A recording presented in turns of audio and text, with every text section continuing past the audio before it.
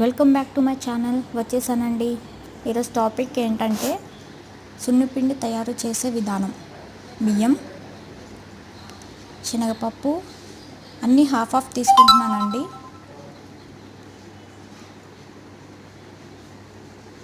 పెసరపప్పు,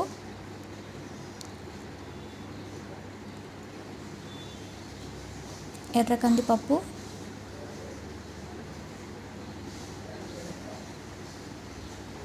కొన్ని మెంతులు,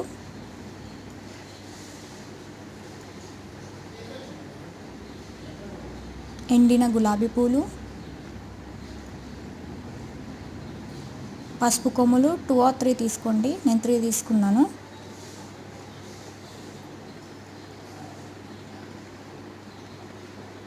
నాలుగు బాదం పప్పు, పసుపు కొమ్ములు రోట్లో దంచుకోండి.